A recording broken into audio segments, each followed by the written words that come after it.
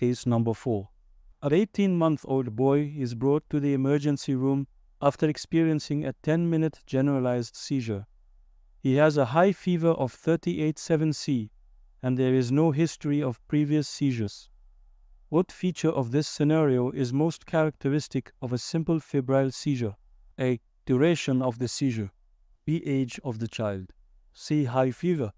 D. Lack of previous seizures. Correct answer A. Simple febrile seizures are characterized by a duration of less than 15 minutes. The seizure duration of 10 minutes in this scenario is consistent with this definition. While the age of the child, 18 months, falls within the typical age range for febrile seizures, it is not as specific as the duration for distinguishing between simple and complex febrile seizures.